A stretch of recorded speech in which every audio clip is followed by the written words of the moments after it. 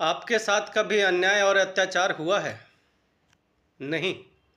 और अगर नहीं हुआ है तो आप मेरी बातों को मत सुनना क्योंकि आपको मेरी बातें समझ में नहीं आएगी। और हुआ है तो गौर से सुनना। देखिए, इस देश में पूरी व्यवस्था अन्याय और अत्याचार का सोची समझी साजिश का हिस्सा है। आप ये मत समझना कि आपके साथ हुआ है तो हवा में हुआ है, नहीं, वो भी एक साजिश का हिस्सा है।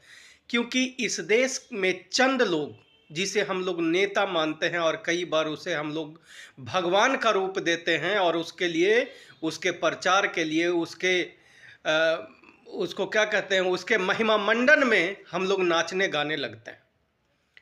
और सबसे पहले तो आप लोग ये समझ लो कि अन्याय और अत्याचार का मतलब सिर्फ ये नहीं होता कि आपको किसी ने लाठी मारी हो, किसी ने गाली दी हो, आपका ज़मीन कब्जा कर दिया हो, आपका मर्डर कर दिया हो, आपके बच्चों का बलात्कार कर दिया हो, या इस तरह की बातें ही सिर्फ अन्याय अत्याचार का हिस्सा नहीं है। अगर आप पढ़ने लिखने के बावजूद भी बेरोजगार हो तो ये भी आपके साथ अन्याय है और अत्याचार है। अगर आप और आपके बच्चे को अच्छी शिक्षा नहीं मिल रही है तो ये भी अन्याय और अत्याचार का हिस्सा है। अगर अस्पताल में आपको अच्छा इलाज नहीं मिल रहा है तो ये भी एक साजिश का हिस्सा है।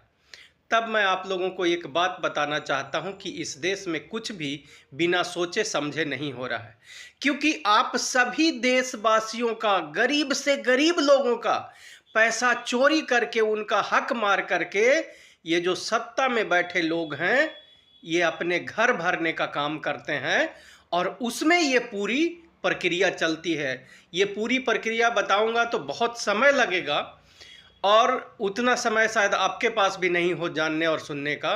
तो तब मैं आप लोगों को बताता हूं कि देखिए, अब न प्रशासन से उम्मीद रखिए, क्योंकि ये प्रशासन दिखाने आप थाने चले जाओ, आपका एफआईआर नहीं होगा, भले ही आपके सर से खून बल बल क्यों न गिर रहा हो।